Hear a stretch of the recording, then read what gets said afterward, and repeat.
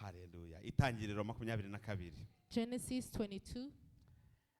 Tugiye kuganira We are going to talk ku mbaraga zo kugumbira, zo kwitanga rwose. We are going to talk about the power of giving yourself all in. Hallelujah. Hallelujah. Itangiriro 22. Genesis 22. Hanyuma y'ibyo Imana igerageza Aburahamu, iramuhamagara iti Aburahamu, aritaba ati karame. Iramubwira iti jana umwana wawe w'ikinege ukunda Isaka, ujye mu gihugu cy'Imoriya umutambireyo ku musozi ndibukubwire, abe igitambo cyoswa. Sometime later, God tested Abraham. He said to him, Abraham, here I am, he replied. Then God said, take your son, your only son, whom you love, Isaac, and go to the region of Moriah. Sacrifice him there as a burnt offering on a mountain I will show you. Imana buri gihe ihora igerageza abantu bayo. God is always testing his people. Ihora buri gihe ishaka kuduha ikizame. He is always testing us. Ikizame kigamije kumenya uburyo turi dedicated, uburyo twirekuye kuri yo rwose. A test supposed to show how we have dedicated and committed to God. Kuko Imana ikorana n'abantu gusa bari fully rwose bayihaye. Because God will only work with people who have fully committed to him. Kuko abantu Because these people, ntituri abacu ngo twigenga. we are not our own to control ourselves. Iyo tudakontrowe n'imbaraga z'Imana, When we are not controlled by the power of God, ngo twihe Imana rwose, so that we may completely give ourselves to God, Satani we nitugombera kumwiha. we do not need to surrender to the devil. Ahubwo abatihaye Imana, But if you do not surrender to God, Satani ahita barekarama ati buriya ubwo batakwihaye n'abanjye. immediately the devil claims them because they do not belong to God. Ntabwo kwiha Satani bisaba amasezerano mugomba kugirana na Satani. Surrendering to the devil does not require you to have to write down that you agree Ni with nkaho him. Satani abwira Imana ati abakwihaye rwose, abo bamaramaje muri wowe n'abawe, aba bandi bose basigaye buriya ndabarekaramye n'abanjye. It's like the devil tells God that those who have completely surrendered themselves to you, I will leave them. But everyone left behind, they are mine. Dukorera Imana ifite uko iteye. We serve God that is a type of God. Ni Imana igira ishyari. He's a jealous God. Ntijya igendana n'umuntu idacekinze ku mutima w'uwo muntu, n'ubwenge bw'uwo muntu, n'ubushake bw'uwo muntu bushaka Imana. He does not work with a person before checking that that person is truly committed to him. Niyo mpamvu yavuze ngo ubwo rero mudashushe ngo mubire, That's why he said, now you're neither cold or warm. ngo nimube munakonje, You're not cold. muri akazuyazi, You are just lukewarm. ngo nanjye ngiye kubaha Satani, ngiye kubaruka, Therefore, simbashaka. I deliver you to the devil. Kuko ku Mana washuha ukabira, Because you can be either hot and boiling in God cyangwa kugakonja rwose. or be very cold, ice cold. Ariko akazuyazi ko hagati But being in the middle, a lukewarm, gatera ikintu kimeze nk'isesemi. Imana iravuga ngo binteye gushaka kubaruka. God is disgusted by lukewarms and he will vomit it. Nukuvuga ngo dukorera Imana So we serve God ihora itubaza that is always asking us ngo Simon mwene urankunda. that Simon, son of Jonah, do you love me? Simon aravuga ngo ndagukunda. And Simon says, I love you.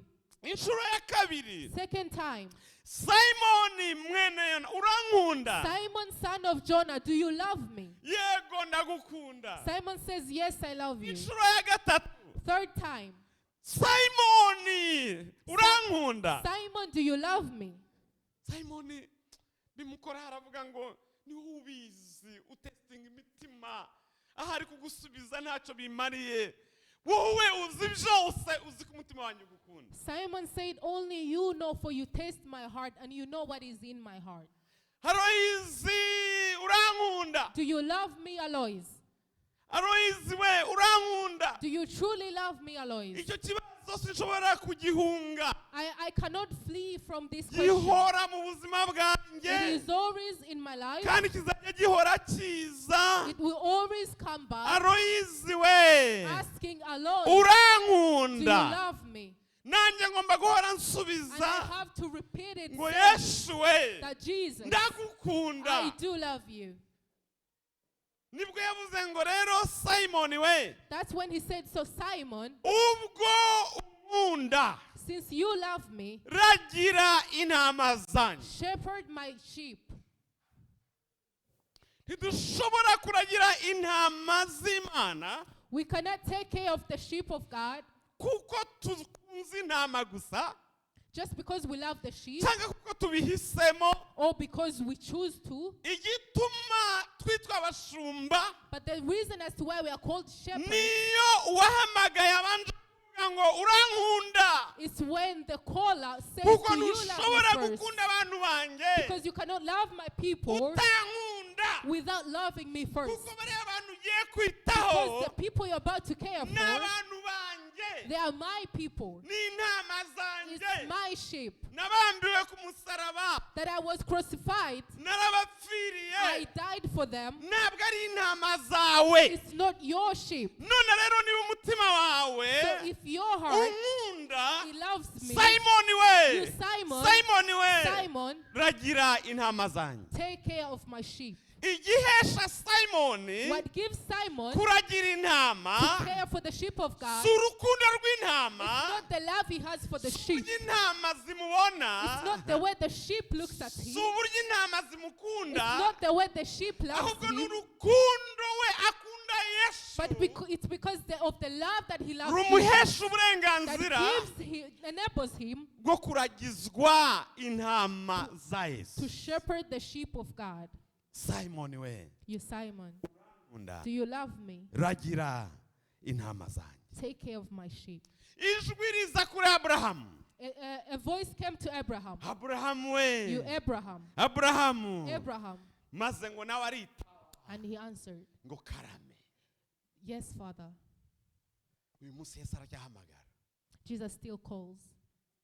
ndetse niwitonda hanze ya muzike, hanze y'urusaku rw'abantu, uzumva ijwi riguhamagara, kandi iryo jwi riza riguhamagara mu izina, rihora rigushaka, rigira ngo witabe karame. And if you pay attention, in the absence of the noise, absence of the music, you will hear a voice coming and calling you, and you will answer to it. Isi yuzuye amajwi menshi, The world is noisy. hari amajwi y'amamodoka, The cars are too noisy. amajwi ya za tren, The trains are amajwi noisy.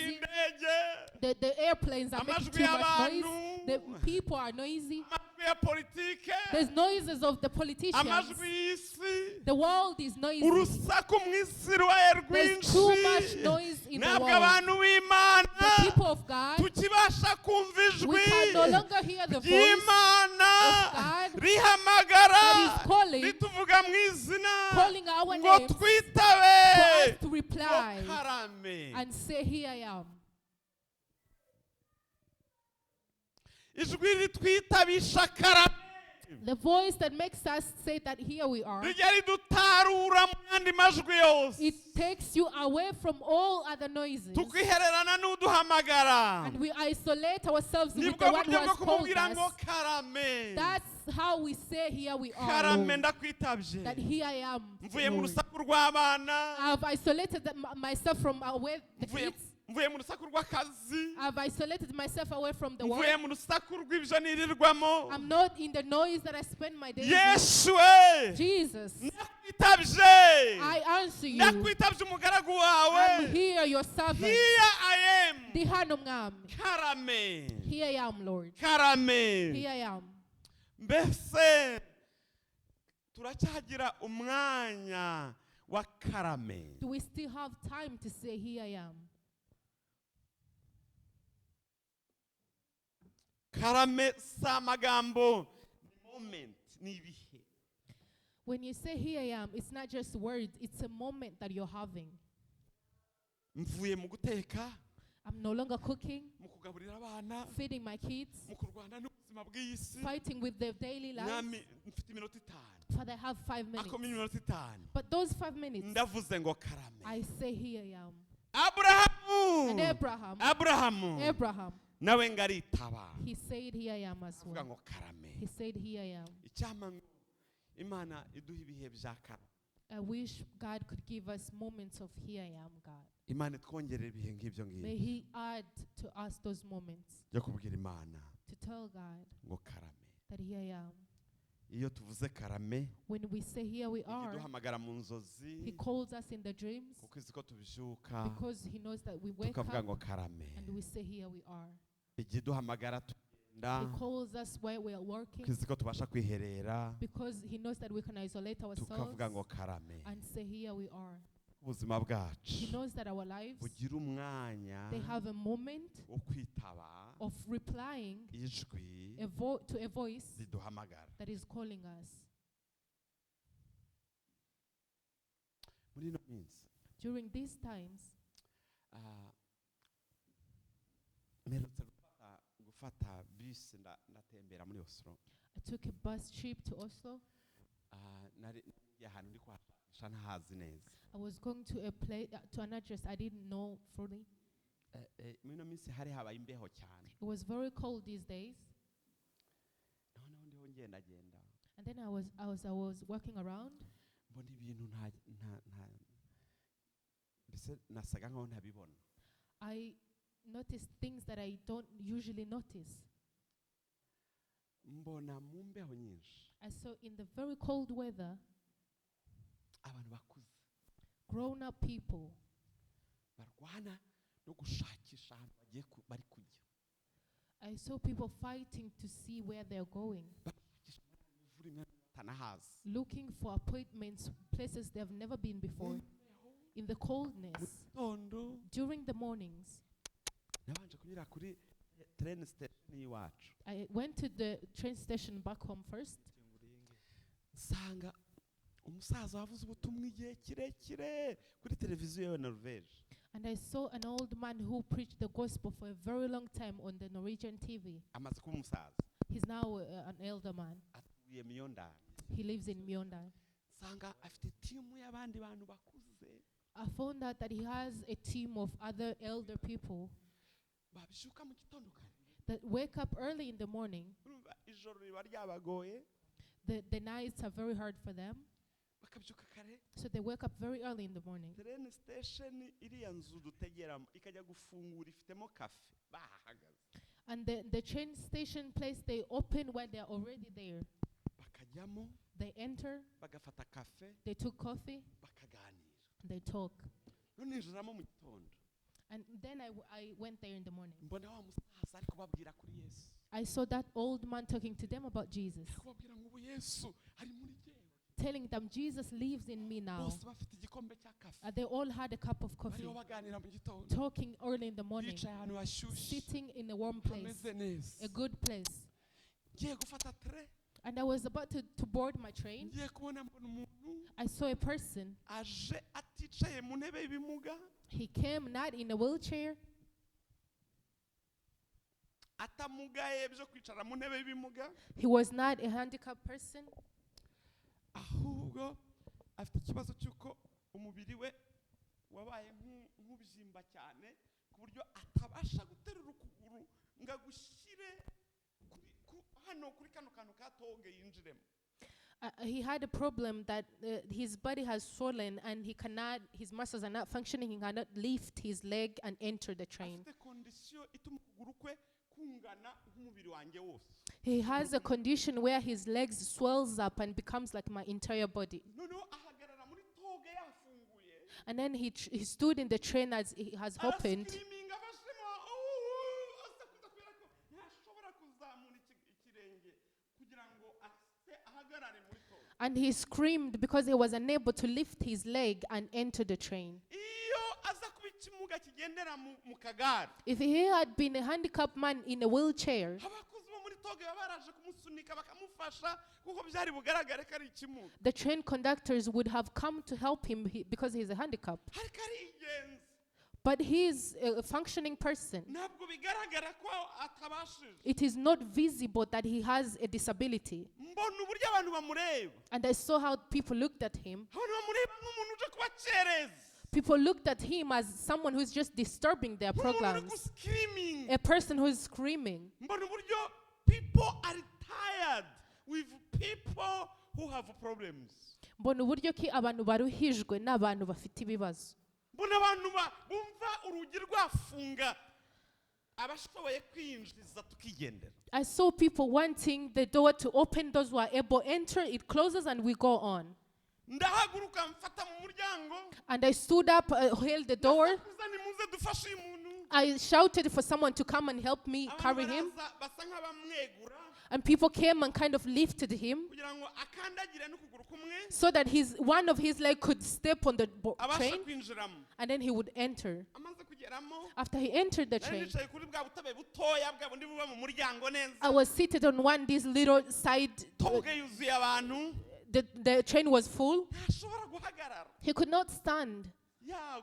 He would fall if he did. noneho umuhagurukiye So I gave him a chair. mugenzi wanjye wicaye dutebe tuba turi tubiri And another person was seated on the same seat. aramureba gutya He looked- yirebera kuri mobile. He looked at him and went back to look at his phone. kandi wa muntu ntabwo yakwirirwa ku gatebe kamwe And that person could not fit on that one chair. keretse n'uriya muntu ahagurutsa tukaba tubiri nabwo mfite ubwoba ko yashoboraga no kutugusha.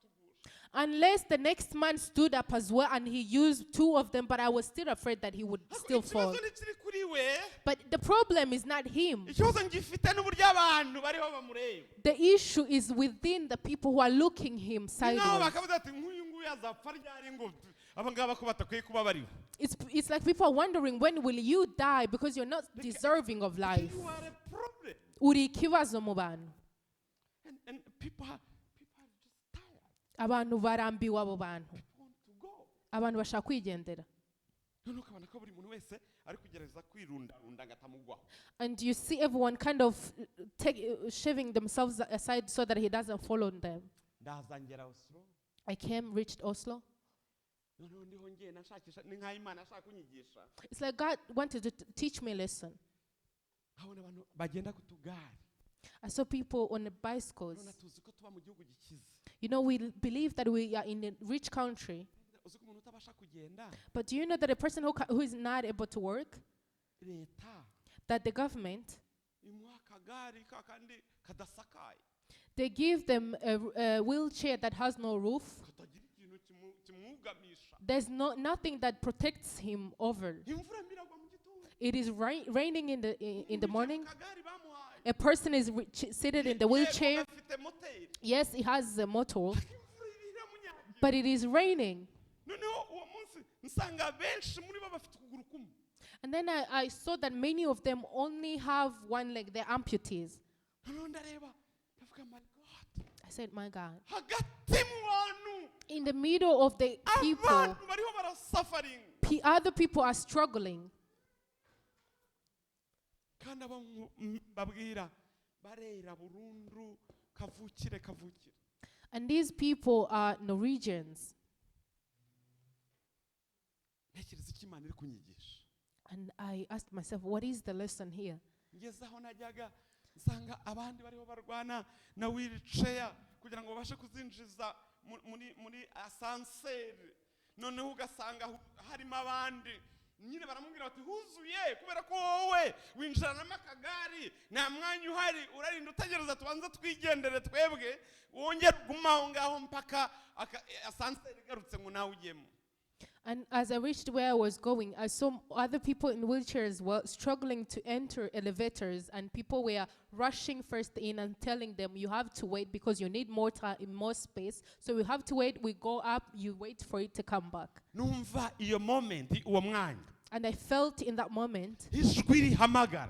A voice calling, rivuga ngo Aloys we. saying, Aloys, Aloys we. Aloys, uriho urabona isi ya none. do you see the world of today? uriho urareba isi ya none. Do you see the world of today? uriho urareba uburyo ibona umunyentege nke. Do you see the way it looks at a weak person? uriho urareba uburyo ibona umurwayi. Do you see the way it looks at upon a sick person? uriho urareba uburyo ibona umuntu warishe imisoro uyu munsi akaba atagishoboye kuyishyura. Do you see the way it looks at a person who has paid their taxes but they are no longer able to fend for urabona uburyo themselves? afashwe. Do you see the way the world cares for them? urabona uburyo ameze. Do you see the way they treat him? urabona uburyo abantu bamureba. You see the way people look at them? urabona uburyo bamubona nk'aho ari problem. Do you see the way they look at them as Kandi only yarubatse disability? igihugu. Although he has been included in Yari building the arishe family, imisoro. he has paid his taxes, ariko ni nk'aho ari expired. but it's like his life is expired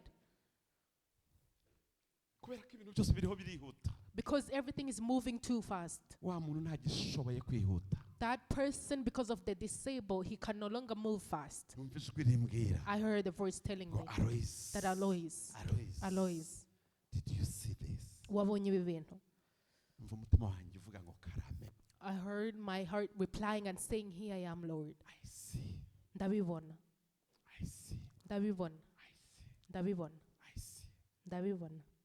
You see, abantu bagira moment umwanya wo kubona ibintu by'Imana n'ibimana ibwira ibigiye gukora.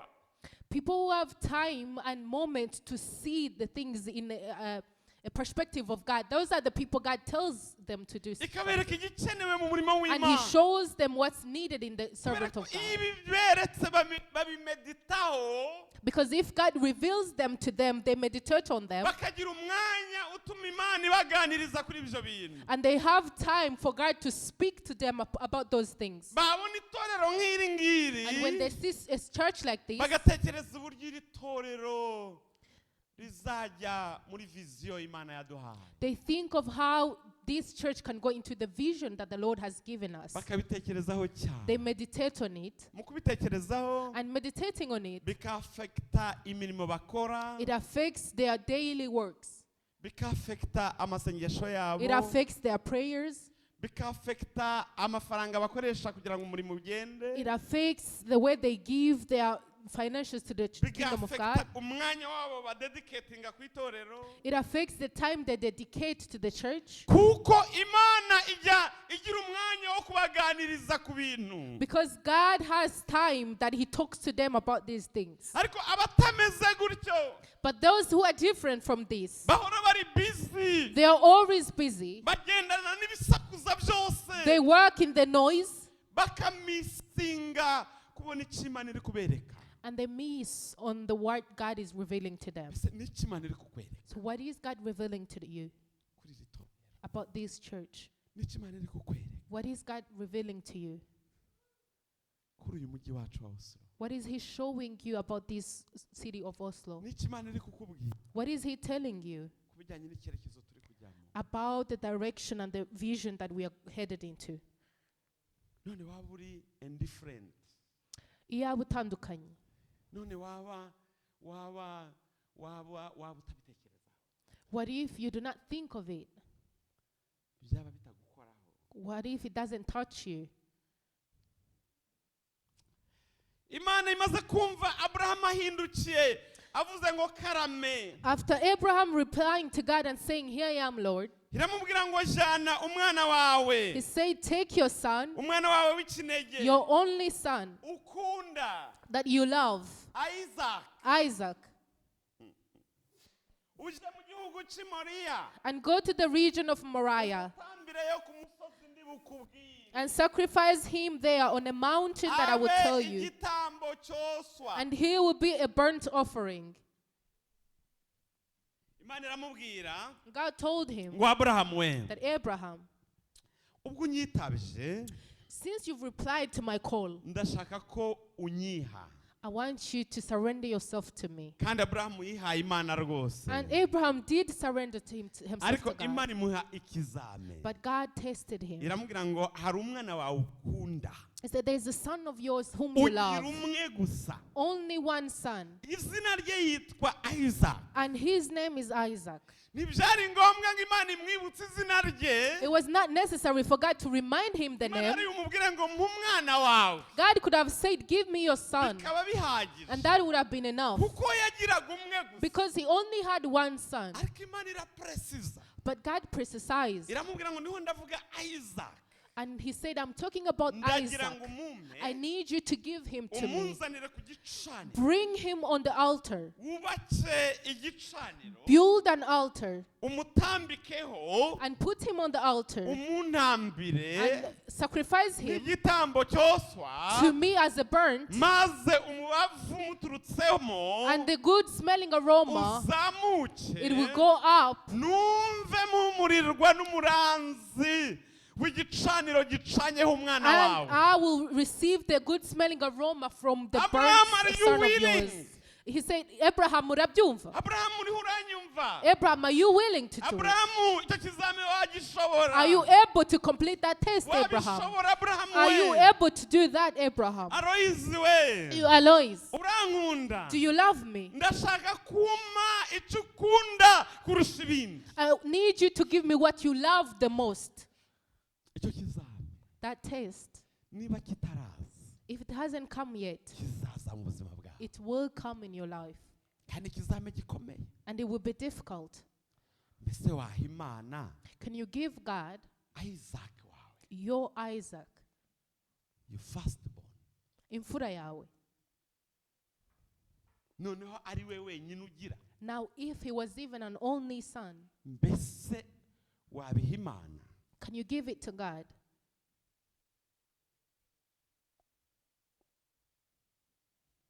Iki kizame This test, gihora mu buzima bwa buri mukristo. it is always present in the life of a Christian. Urukundo rw'Imana The love of God, ishaka kurirebera mu bikorwa. it is seen in the actions.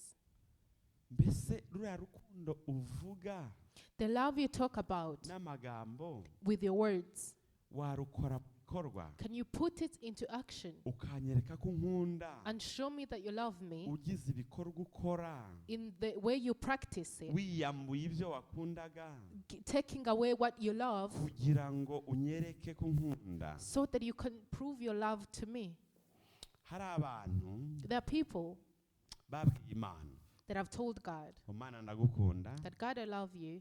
buri munsi wo kuwa gatanu Every Friday waremwe n'Imana, that you have created, yewe n'umuryango wanjye I and my family tuzajya tugutaramira. we will serve you and worship you.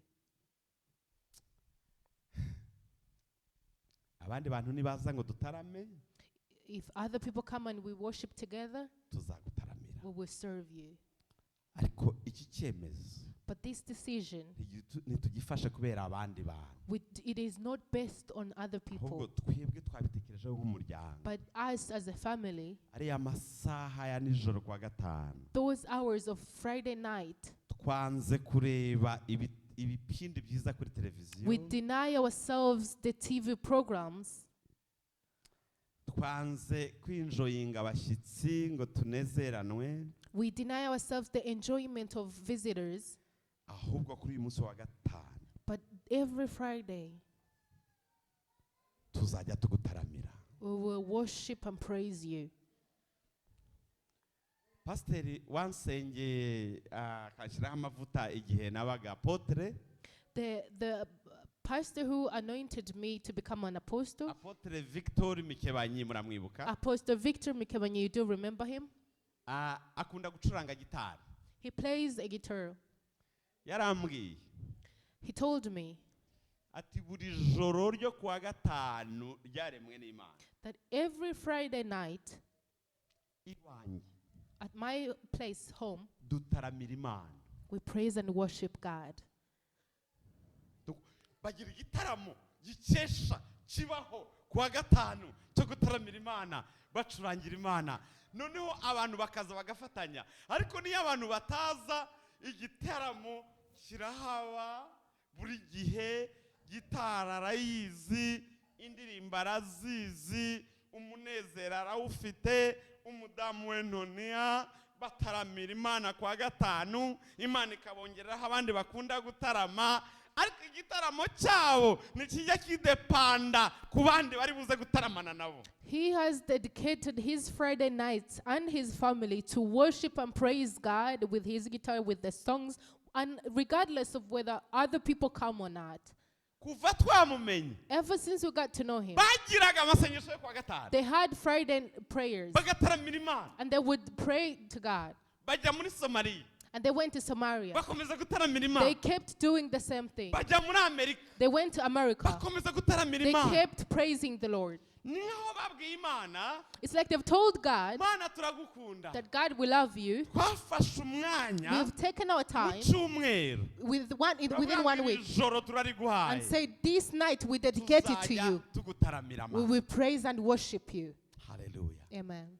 Sinshidikanya ko bagiye bahura n'ibintu I do not doubt that they have met obstacles bya obstacle bibabuza gutaramira Imana that could have hindered him into praising and ariko worshiping God. kubera ko bitabye Imana But- bamaze kubwira Imana ngo turabawe twakwemereye Isaac wacu buri kwa gatanu tuzajya tugutaramira. But because they have given themselves to God and answered the calling, they have said, God, we will give this Friday night to you. Dufite ikibazo cyuko muri no minsi We have an issue that in these days, turi kugira abakristo batafite principe bagenderaho we have believers that lack principles in their lives. batagira ibintu bagize kirazira muri gahunda y'ubuzima bwabo. They have no such things as abominations in their lives. Kirazira gusiba amateraniro ndi muzima nabijutse mbasha kugenda. Kirazira man. It's not an abomination to them to lack from Sunday service. Arababigiza Isaac.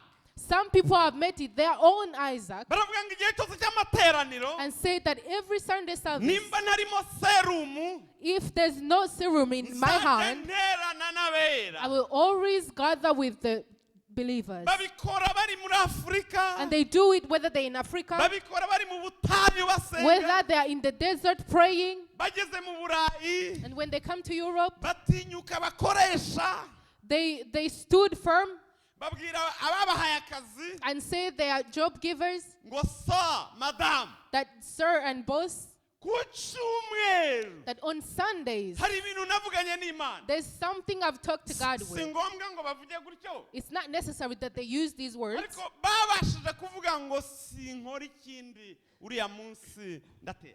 but they've told their chefs and told them that on Sundays there's nothing else we can do. Kandi ubwo simvuze And I'm not talking about ko umuntu ukora ku cyumweru that a person working on Sundays, Imana imurakariye cyangwa se igiye kumuhana cyangwa yakoze icyaha. that it's a sin before God. Ariko hari abantu bafite principe ngo yewe uyu munsi nawugize umunsi w'amateraniro no guhimbaza Imana cyangwa se igice cy'uwo munsi namaze kudesida nta mafaranga bampemba nta butunzi bampa nta proje najyamo yambuza guterana ntarwaye. There are people who have made it a principle in their lives that on Sundays there's nothing else they will do unless come to the church. Isaac we You, Isaac, ndagutamba I will sacrifice kuko you nakwemereye Imana. because I promised God to give you to him. Mpindure sije. I will change the topic. Hari abandi There are other people babwiye Imana that have told God ngo Mana that God, icyicumi cyane that my tithe n'amaturo. and offerings, Reka mpere ku cyicumi. I will talk about the tithe first. Iyo umpaye When you give, mu byo umpaye in whatever you give me, fatamo kimwe cy'icumi I take 1 of 10, the tithe, hakikugarurira. and bring it back to you. Uko byaba bimeze kose Whatever the circumstances, baba impunzi whether they are refugees, bakazasanga ibyo babona ni amafu, ni ibigori, ni ibintu bitangwa muri refugee camp. And what they are given is food products. Ariko kubera ko babwiye Imana ngo Isaka wacu turamutamba, bagatangira kugabanya bya bindi bahabwamo icyicumi kugira ngo babijyane ikitorero rizabikoresha ntibakizi, ariko nicyo cicumi babonye kandi bakizanye imbere y'Imana kuko hari principe mu buzima bwabo babiganiriye n'Imana bafashe icyemezo. They take away some of the food that they've given them and say, there's nothing else I have, but I give the food and give it to the church. I don't know how the church will use it, but this is my tithe. Bageze i Burayi And when they came to Europe, basanga haje amakorona, there's kronas, haje amayero, there's euros, haje amadolari. there's dollars. Baravuga ngo man, They said, God, ikizajya kigwa mu ntoki zawe, whatever comes to my hands, aho uzaba ukivanye hose, wherever it comes from, kimwe mu icumi cyabyo the tithe of that, whatever you give, si icyanjye, it does not belong to me. nzajya nkizana mu nzu y'Imana. I will bring it back to your house. Babaho kuri iyo principe. And they have that principle Baravuga ngo niwe Isaac and wanjye say, this is my Isaac, kandi simbivaho. and I will not abandon it. Abo bantu bajya bageragezwa And those people are tested, bagasanga hari fagitire zitarishe, and they find that bills have not been paid. bagasanga ibintu ntibyuzuye, They see things are not making math, noneho bakageragezwa and they're tested ngo uyu Isaac that this Isaac wa kuno kwezi of this month, ntabwo bikunda ndamugumana it's not going to work out, so I have to keep Simutamba. Isaac. I cannot sacrifice him kubera ko ndakennye. because I will lack if I do, because I have Hari problems. bene wacu barwaye, My people are sick. twagize ubukwe, We have a wedding coming. twahuye n'ingorane. We had problems. Mana nawe uri umuntu, God, you know as well. Mana nawe urumva, God, you do nawe understand. urabireba. You do see it as well. Isaac ni gatoya This kuko kwezi. Isaac is too small this month. Akasinkaguha. I cannot give it to you. Ariko ubutaha, But next month, Isaac, nzongera muguhe. I will bring him back to you. Bakabreaking, And they break, bakica principe bagiranye n'Imana. and they break the principle that is set with God. Hakaba abandi, And there are other people, niyo wagira gute, whatever you do to them, batakica principe bagiranye n'Imana. they can never go back on their Niyo promise. yaba ariyo basigaranye yonyine, Even if that's the last thing they have. niyo bapfa bagapfa kuko batanze ikicumi bagapfa bapfa. Even if Basi niba bashonje bagasonza bakicwa n'inzara da. Even if it was about life or death, they still give their tithe. Ntabwo ari ubukene itorero rifite, Because it's not because the church is poor. ntabwo ari proje itorero rigomba gukora nk'uko dufite itafari. It's not about the project that the church has. Naho bihuriye n'umurimo w'Imana hano, It has nothing to do with the work of God ni here. umutima w'umukristo But it's a heart of a believer n'icyo yavuganye and n'Imana. what he has promised God. Mana, And he says, God, Isaac Isaac, wanjye my Isaac, ndamutamba I will sacrifice him igihe cyose every time ugize icyuma, that you give me something. uko byaba bimeze kose. Whatever the circumstances, Imana God, ikunda abantu ba principe, he loves people who have values and principles in their abantu lives. bagira ibintu bavuganye nayo People who have things they have talked with him bakabikomeraho, and they stand on them. bakabikomeraho, They stand on the principles. bakabikomeraho. They stand on them.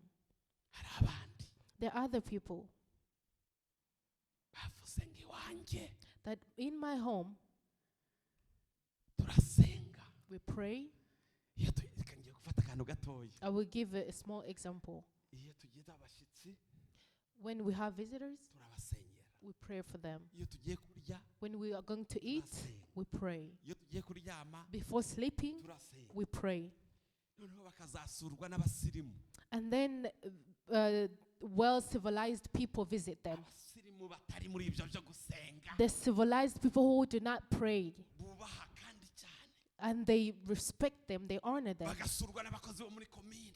Maybe the social workers, Kandi bagiye kubaha icyayi. and they're going to give them tea. Bakavuga ati se mukagenda bigira gute? They say, how am I going to do this? ndabwira aba bantu bantegeka ngo mube muretse gatoya mbanze ngisengere. How can I tell people who usually control me to wait that I pray for their tea? Satani akabongorera And the devil tells them ngo risengere mu mutima. that pray, make the prayer in your heart. none umuntu akaza agira And then people, they come with the tea praying in their heart. bati ngo nguki And they say, what? ati ngaho ni mu cyayi. They say, just have your tea. Yesu mwibanga navuganye nawe.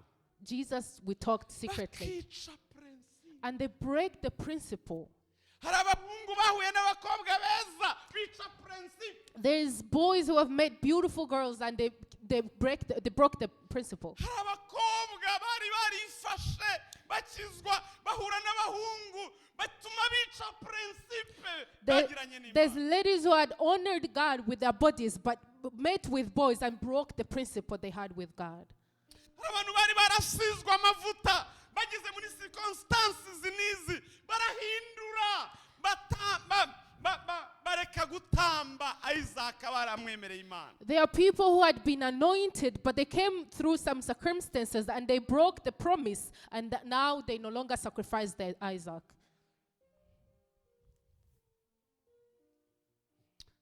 Aburahamu azinduka kare kare And Abraham took a journey early in the morning. ashira amatandiko ku ndogobe ye He got up and loaded his donkey. ajana n'abagaragu be babiri He took with him 2 of his servants na Isaac umwana we and his son Isaac. yatsa inkwi zo kosa igitambo.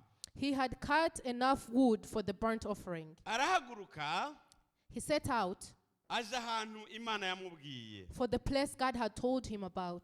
ku munsi wa gatatu On the 3rd day, Aburahamu arambura amaso Abraham looked up yitegereza aho hantu hari kure. and saw the place in a distance. Aburahamu And Abraham, abwira abo bagaragu be he told his ati servants, musigarane hano indogobe stay here with the donkey je n'uyu muhungu while I and the boy tuje hirya hariya go over there dusenge and we will worship tubagarukeho. and then we'll come back to you. Aburahamu And Abraham yenda zankwi took the wood zo kosa igitambo for the burnt offering azikorera Isaac and placed it on his son Isaac. amujana And ajana n'umuriro he himself carried the fire n'umurisho. and the knife bombi barajana. as the 2 of them went on together. Isaka And Isaac ahamagara se spoke up to his Aburahamu ati father. data. And he said, Father, aramwitaba ati ndakwitaba mwana wanjye. yes, my son. aramubaza ati dore umuriro n'inkwi ngibi. Abraham said, the fire and the wood are here. ariko umwana w'intama uri he igitambo cyo koswa. Isaac said, but where is the lamb for the burnt offering? imbaraga za dedication. The power of dedicating, imbaraga zo kwitanga. the power of surrendering. tugiye kubona abantu batatu batandukanye. We're going to see 3 different people. hari Aburahamu, There's Abraham, hari Isaac. there's Isaac. ndagira ngo mukurikire I want neza. you to follow well. hari abandi bantu bitwa abakozi babo And they have their servants as well. bakorera ibihembo. The people who serve them for rewards. batari mu muhamagaro, These people are not in the batari calling. mu murage, They are not in the legacy. batari muri viziyo They are not in the vision ya Aburahamu. of Abraham. ni abakozi They are just his b'igihe servants gito. of a short time. Aburahamu arabafata So Abraham took them.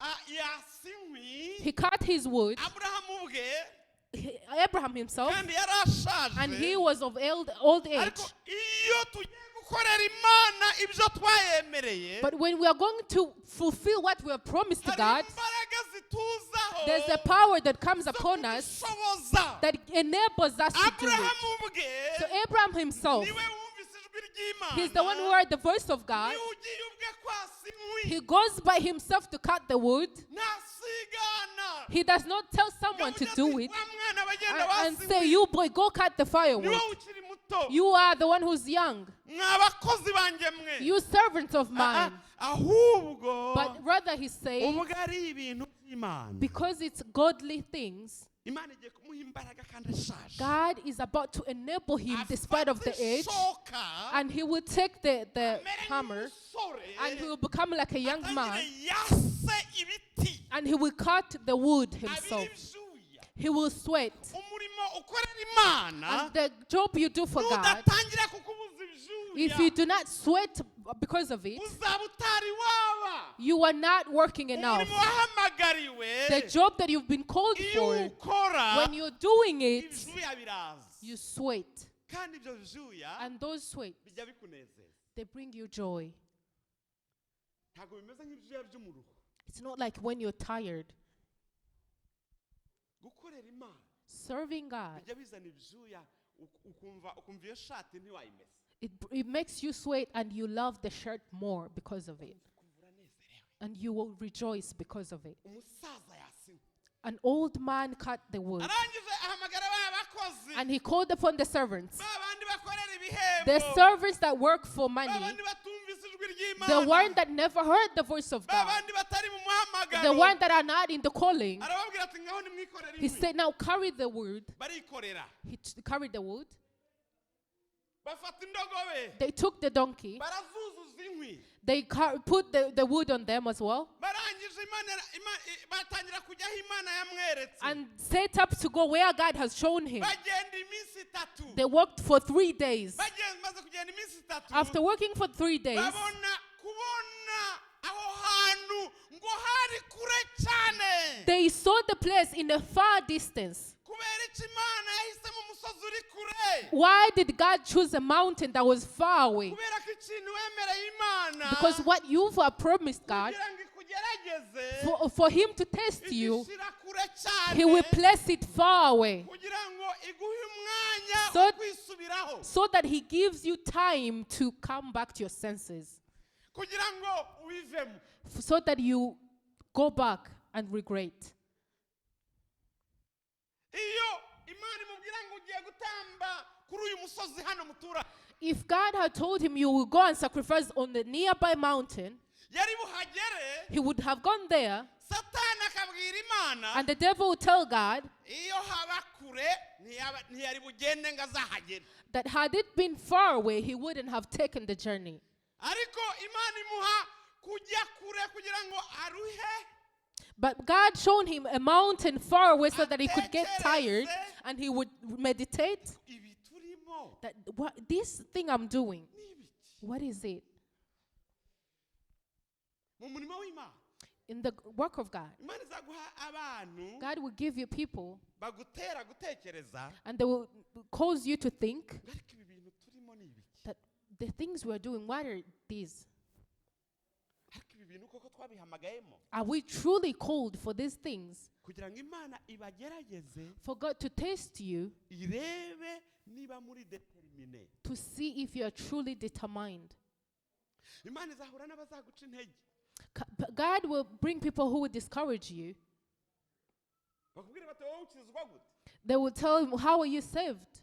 imana izaguha abantu batankunda jyewe apotre bazakumbwira nabi God, bafite intego yo kugira ngo ubyibazeho uvuge uti iri torero turimo rirakwiriye God will bring people to you that will talk bad of your apostle, and they will cause you to think, is this the right church for me? bakwibagize ko atari apotre ukorera kukorera iyaremye ijuru n'isi And they will make you forget the fact that you do not serve the apostle, but you serve the living God. hari abantu imana yatumye There are people God has sent kugira ngo bagukore mu mutwe gutya so that they can disrupt your head bakubwire ikintu and tell you a word kikuzunguza that will shake you, kugira ngo wibaze so that you may ask yourself ariko ibi turimo that the things I mean, ni ibiki what is this? kandi abo bantu And those people, nabo bashyizweho n'imana they have been brought by God as well, kugira ngo bakugerageze so that they can test you barebe niba ubirimo to see if you're truly dedicated, kandi ibi bintu ushobora kubishingukamo uko wiboneye or you can leave anytime you want. noneho bamaze kugenda iminsi itatu So as they had taken the journey of 3 days, aburahamu abonye ukuntu ari kure when Abraham saw the mountain and far away, ba bakozi abakozi be bakorera imishahara His servant that worked for him for money, bamubona ari kugira gutya yitegereza. they saw him trying to see the mountain. Babera barabwirana ati mwokabyara mwe databuja we databuja we databuja we ko tunaniwe uyu murimo tuzawushobora. Maybe they said, my Lord, we are too tired. Will we truly do this? Noneho Abraham arabagerageza. And Abraham tested them as well. Abakozi b'Imana The servant of God. natwe birakwiriye ko tujya tubagerageza rimwe na rimwe It is also necessary that we test them out as well turebe determination to yabo. see how committed they are. Abraham arababwira And Abraham told them ati rero that now nimwisigarira you can stay here. indogobe ngo zumve iryo jambo. And when the donkeys heard, ntimuzi ko arizo zizi kwikorera you know that the donkeys are the one that carry the things kubera ko zitagira umuhamagaro because they have no calling. zitagira ikintu zavuganye n'Imana They have never talked to God about anything. zitari mu kuraganwa na Abraham They will not reword anything. ngo zumve ijambo ngo mwigumira. When they heard the word, you may stay here, indogobe zo zitaziryamira. the donkeys laid down immediately. Abakozi And the servants, ngo bumve iryo jambo when they heard that, bati databuja we they said, thank you, our Lord. urakoze Thank you, Master, you are a good man. bose All of them, babivamo. they left it. arangije arabagerageza And then he tested them. arababwira ati rero He said, now, urabona uyu mwana wanjye you see my son, uyu Aburahamu Isaac, nimufate inkwi zose zari zikoreye izi ndogobe zose take all the wood that the donkeys carried muzitereke kuri uyu mwana. and put it on Isaac's head. abakozi b'imishahara Servants who only serve for profits. bati vuba cyane umwana They akaba said, uwawe. of course we'll do it. n'umuhamagara akaba ari uwanyu. He's yours and the calling is Bati yours. shatunganye umugongo But tukwereke. now, stand Indogobe firm. ya mbere barayipakurura. They took the wood from the Kuraba first kuri donkey, Isaac, took it on Isaac. abagabo barahaguruka bafata imizigo Real men took the wood and put on Isaac. bapakira kuri Isaac. They put it on the head of Isaac. Isaac Imana imuha imbaraga And Isaac God gave him strength zituma ataraguye. that enabled him to stand. Kuki Isaac Why Isaac? agiye kwikorera izi nkwi zose? Why is he about to carry all this wood? Izi mbaraga Isaac agiye kuzikura. Where is the strength coming from? Ka Isaac atumvise Imana ivuga. Isaac never heard God calling. Icyo se yavuganye n'Imana Isaac ntiyari ahari. What Abraham talked to God about, Isaac was never Ko there. twabonye yuko Abraham ari kubishobora kubera ko ari determine, ari dedicated ku Mana. Uyu mwana we utari umvise ijwi ry'Imana wize imbaraga agiye kuzikura hehe? We see that Abraham is now encouraged to do this, to go through, because he's committed himself to God. But what about Isaac, who never talked to God? Isaac But Isaac ari dedicated. he is dedicated. Nawe yamaze kwitanga He has also surrendered him kugusavinga papa we. to serve his own father. Niyo mpamvu Imana yacu That's why our father, ni Imana ya se he is the father of his ikaba father, Imana ye. but he's his own father as Iyo well. yabonye se When he sees the father akamukurikira neza, and he follows the father, aba akurikiye Imana. that means he's following God as well. ngombwa It is not ngo buri necessary gihe that every abe time yiyumvira that ijwi he ry'Imana. has to hear the voice for himself. Iyo yumvise ijwi rya se When he hears the voice of his father, bimwunganira no kumva Imana ubwayo he knows that he has already heard God as well. kandi bikavamo imbaraga And it becomes a strength ntiziza ku muntu and a power that comes upon a iyo person yumvise ijwi ry'Imana. when they hear the voice of God. Mbese ninde Who is there uvuga mu buzima bwawe that talks to your life, ukumva that listens to you, niyo even when utaba wiyumviye ijwi ry'Imana? you have not heard from God? Are you committed Ese ubirimo? ku ijwi rikuyobora? That a voice leads you. Abraham And Abraham, aramuretse umwana arikoreye. he let Isaac carry the wood, Isaac atangira kugenda and Isaac stood to work, yikoreye bya bintu byose. carrying all the wood. Isaac abaza se Isaac asked his father, aramuretse se papa he said, Father, ko mbona inkwi I see the firewood. nkabona umuriro, I see the fire. nkabona ufite n'umushyo. I see that you have a knife as well. Igitambo, But the sacrifice, ko mbona twacibagiwe, have we forgotten the ko nta sacrifice? ntama twazanye. We have no sheep. Aburahamu nibaza ko amarira ye yahise atemba ajya mu nda, I believe that Abraham started crying internally kuko yari abizi because he knew ko igitambo ari butambe that the sacrifice about to be given ari umwana Imana yamuhaye. is the son that the Lord has given him. Baragenda ya misozi yose, So they worked upon those mountains. baragenda. They kept on going.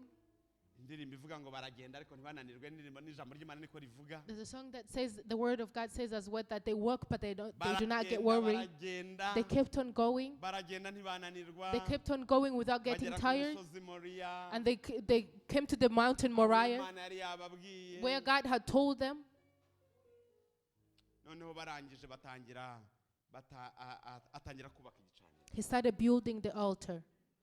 Inkuru murayizi. You know the story. Arangije ashyiraho umwana, And then he laid Isaac on the altar. agifata icyuma As he held his knife kugira ngo akinje umwana, to slaughter his son, umutima ubyiteguye rwose the heart was willing gutanga umwana Imana yamuhaye. to sacrifice the son God has Ijwi given him. rikubwira ngo wibikora, He heard a voice telling him, do not ahubwo do it. hindukira urebe. Turn around and see. Hari intama There's a sheep iremwe nona, that has been created right now. Imana And God, iramubwira ngo izina ryanjye ni Jehova that Jireh. my name is Jehovah Ni Imana Jireh, yitegurira igitambo. a God that has prepared a sacrifice for himself. It is not necessary. It is not necessary Ukinje Isaac. that you slaughter your son Isaac Iyo umaze kuba determined, when you have already determined. ntacyo utakaza. There's nothing you lose. Ikintu cyose uhaye Imana Everything you give to God, ntugitakaza. you do not lose it. Urugo rwawe n'uruha Imana. If you give your family to God, that's when you truly receive it. Umva, imbaraga zawe n'uziha Imana. If you give your strength to God, Nibwo uba umunyembaraga. that's when you become mighty. Umwanya wawe n'uwuha If Imana. you give your time to God, Nibwo uzabona umwanya mwiza. that's when you truly have a good time. Amafaranga yawe n'uyaha Imana. And if you give God your money, Reka mvuge kuri aka kantu. let me say you this.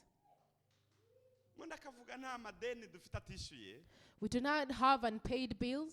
So ntimugire ngo ndabivuga kubera ko dufite ibibazo nkaba ndi kubashyiraho pressure. So do not think that I'm pressuring you because we have bills. Habe na gatoya. There's no bills, we are good. Baganiriza nk'abana I'm b'Imana. just sharing the message, Iri ukuri kw'Imana. telling you the truth of God. Umva, Listen, iyo dufashe icyicumi when we take our tithe cy'Imana yaduhaye that we have been given by God tukagitanga apana nk'ituro, and do not give it as an offering, tukagitambira Imana, but we give it as a sacrifice, ntabwo kijya gikinjwa ngo gipfe. it is not slaughtered to die.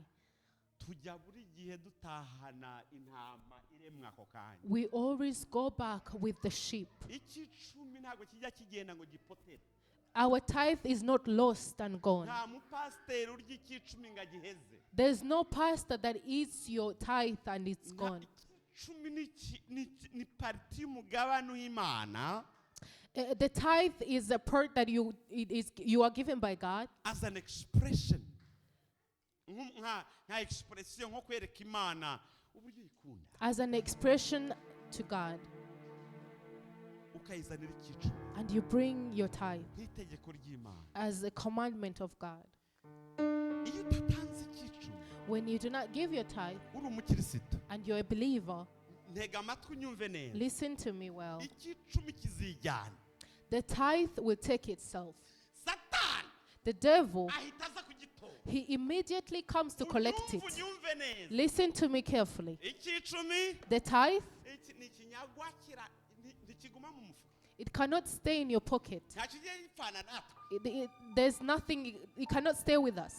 Dufite shuwa We have a choice yo gufata kimwe nk'icumi to take our tithe tukagishyira Imana ubwacu. and bring it to God Imana ourselves. ikabona turakizaniye And ubwacu. God sees that we have brought it Tukizanye ourselves. ku gitambo. We bring it on the altar Tukagitambira Imana. and sacrifices to God. Iyo tutabikoze, And when we do not do it, igicuma kikaguma mu bindi. the tithe remains with your own things. Ukwezi ntigushobora kurangira. That month cannot go by. Mumbaze byambayeho. Ask me because that has happened to me. Igihe natanze igicuma, When I did not give my tithe, nibwo nasohokaga hano hanze. that's when I would go out there Ngasanga utanga itike ahagaze anyaka igicuma. and I would see the bus conductors waiting Natanze ibyicumi for by'udupapuro money. tw'umuhondo. They will give you ticket bills, Iwe, nkavuga nti Mana mbabarira. and I would say, God, forgive me. Nakata hano ruguru hano. When I hano go, mu ikoni. when I go up there in the corner Mu mahoro ku cyumweru mvuye gusenga. on a Sunday evening Igicumi ntagitanze. without giving my tithe, Nkahita mbona imodoka iri inyuma yanjye yakije itara ngo du.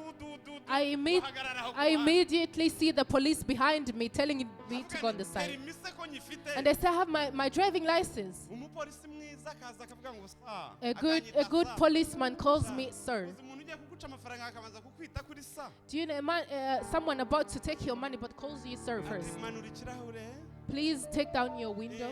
Hariya wanyuzemo bikiri umuhondo. That you drove on the yellow Ariko lights, wagombye kuba wategereje ugahagarara. but you should have stopped and waited. Nkamureba nti uje gutwara igicumi. I look at him, are you here to collect my tithe? Noneho ntankundira ngo muhe igicumi. And he cannot receive my tithe, Ugahita ashwanyuza byose. but he takes everything. Ati, wanze kugitanga ndiziye. He says, you denied to give it, I now come. He no longer takes your tithe, he takes 50%, he takes 200%, he takes 80%, he goes in himself. There's one day I had a journey, we had a wedding. I'll give you a testimony as well. We had a trip to Kigali. You know about weddings.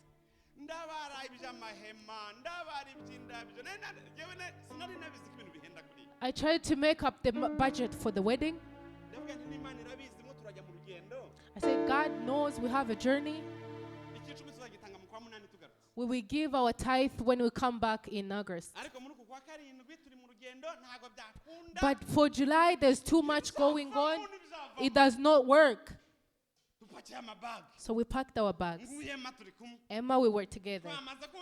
We had agreed, like Ananias and Sapphira. She did not rebuke me. She did bad to me. When you make a mistake and she did not rebuke you, that we are now stealing from God.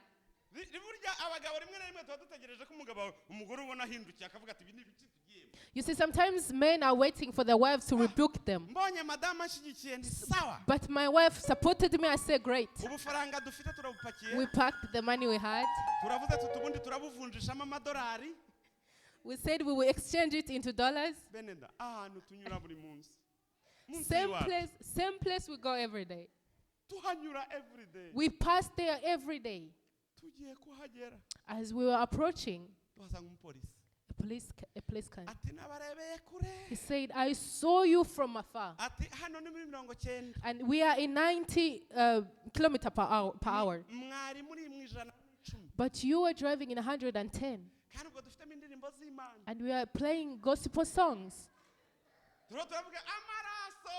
We are singing the blood of Jesus. We are singing about the blood of Jesus. He said, please turn down your music. Turn it down. You're talking about the blood of Jesus. You are thieves. Turn down the music. We turned it off. And my tithe, it would have been like 3,500. And that was it. My tithe would be given.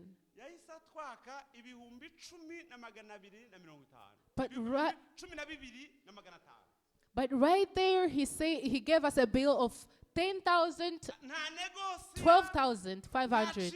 There's no negotiations. You can't brag him. ndareba ma ndamureba I looked at him. umva mwene da Listen, brethren, ikicumi the tithe. nutagitanga ku bushake If you do not give it willingly, uzagitanga kwa muganga you give it at the doctor's. nutagitanga kwa muganga If you do not give at the doctor's, agakoti kawe kazasha mu mashini uyoberwa uko bigenze your jacket will burn and you would not understand what happened. pasi ishati yawe nziza ihitisha When you're about to iron your good shirt, it will be burnt. That's true. Tithe, kiratwanga ntikidukura it hates us. It's not supposed to stay with us. kiravuga kigira ijwi And it talks, it has a voice. haguruka dusenge Imana. Stand on your feet so we may pray. May the Lord forgive us. Iteka Mana Heavenly Father, Imana ikomeye kandi you are a great God and good God. ushimwe kuri uyu munsi We praise you for this day. I dedicate myself again Ndakwihaye kandi Mana. mwami ndakwemereye I accept you, Lord. nguhaye ubuzima bwanjye I surrender my life to you. nguhaye ibyanjye I give you everything that is mine. nanjye mwana I myself, nguhaye Isaka wawe I give you my Isaac as well. ndakwihaye ubwawe I give you my soul. ngiye kuguha iri torero mwana I give you this church, Lord, tugirire neza that you may bless us, tubaharire mwana that you may own us. urakoze kutwumva Thank you for blessing tubabarire mwana us. Forgive us, Lord, aho twakwihaye igice where we have taken what belongs to turashaka you. kukwiha rwose ijana ku ijana We have to give ourselves unto mu you. izina rya Yesu In the Kristo name of Jesus Christ. Amen. Imana ibahe. May the Lord bless you.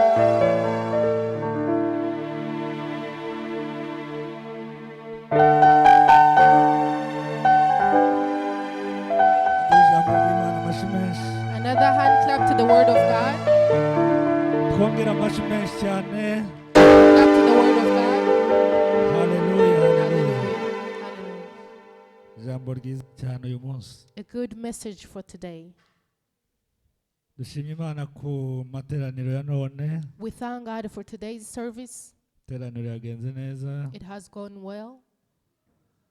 abantu benshi bagira impungenge iyo bazi ko abaririmbyi badahari Some people get worried when a lot of people are missing, ariko siko biba bimeze but that's not necessary. Imana iri kunezeza abantu buri gihe The Lord brings the joys to people in His own way. nanjye ubwanjye I myself, ngira ngo hari impungenge nari mfite I was worried. nijoro naraye nandikiye abantu benshi hano Last night I sent a message to a lot of people, mbandikira kugira ngo babe bari hano reminding them of the fact that they have to be here today, kugira ngo amateraniro